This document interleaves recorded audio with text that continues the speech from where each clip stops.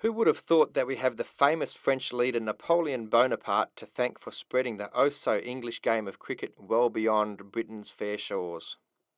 That's right, thanks to good old Napoleon, cricket this year celebrates a most unusual and interesting bicentenary.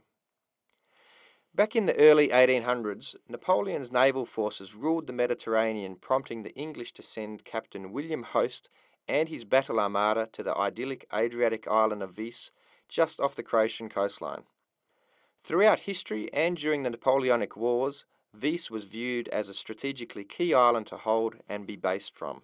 Now, through and in between the many naval battles with Napoleon's French ships, William Hoste ordered his troops to begin work on a field upon which the game of cricket would be played. This most unusual order came about through Hoste's fanatical love of cricket and his desire to play and see the game being played no matter where he was stationed. And once the field was completed, the island's official history books recorded the first ever game of cricket as being played in Croatia in 1809. William Hoste then went on to become the highly venerated and victorious Sir William Hoste after defeating Napoleon's navy in the Adriatic Sea.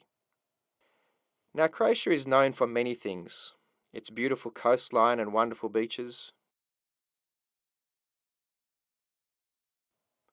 amazing sunsets, Nikola Tesla, the world-famous father of radio and electricity, inventing the humble cravat and tie, not to mention the many passionate and fanatical sports fans and sports stars. But you would certainly be forgiven for not making the 200-year connection between the game of cricket and Croatia.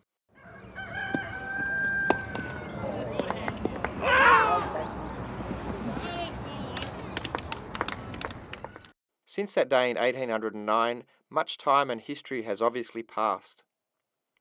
But cricket on the island of Vis has remained a natural pastime to the Visani people and to the many generations of young Vis children. Fast forward to the 1990s, just a few short years after Croatia's independence. A small group of passionate cricket-loving Croatians, led by Ivan Bilic and Robert Dumancic, make the bold move and apply for membership to the International Cricket Council, housed at Lord's, the home of world cricket in England.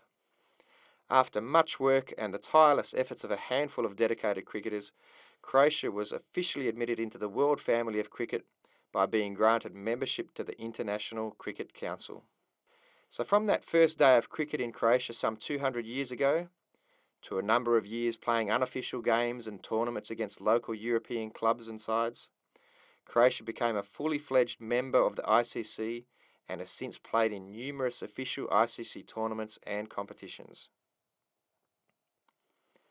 These tournaments and competitions have included the annual European Divisional Championships, and over the last 10 years, Croatia has risen from the lowest division in Europe to currently being in Division 2. Famous and historic victories against much higher regarded and ranked countries have taken place. Some games and performances now forever etched into folklore and history. Later this year, and in 2010, Croatia will be playing off against other nations to join the elite of European cricket in Division 1. Indeed, should Croatia reach this level, it would see the dreams of many Croatian cricketers and fans fulfilled by playing against the European powerhouses of cricket. Along the way and in recent years, Croatia has also made the semi-finals of the first ever European 2020 Cricket Championships held in Wales.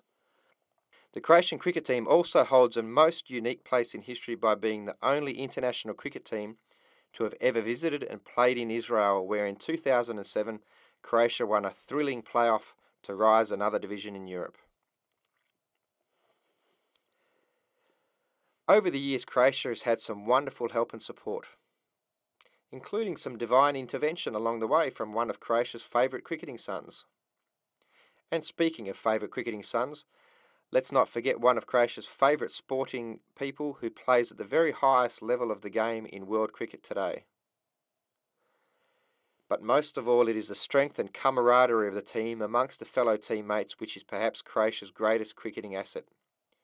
Winning is perhaps and probably everything in sport at the higher levels, but win, lose or draw, nothing can break or even dent the bonds of friendship of all those who have donned the famous baggy red cap and indeed all those who are involved with the game of cricket in Croatia. So what does the future hold? Of course, only time will tell, but if history is any indication, then perhaps one day soon Croatia will rise to the top of European cricket and may even become a household name in world cricket. Certainly the youth of Croatia being prepared for it. There are not too many cricketers who can claim they walked, or perhaps more concisely, crawled on Adelaide Oval when they were just a baby, while young Ivor here from Croatia certainly can when he gets older. Until then, much fun and much cricket can and will be had in one of the most wonderful places in the world to play cricket. If you ever fancy a game, then you would be met with open arms by all those involved in the game in Croatia.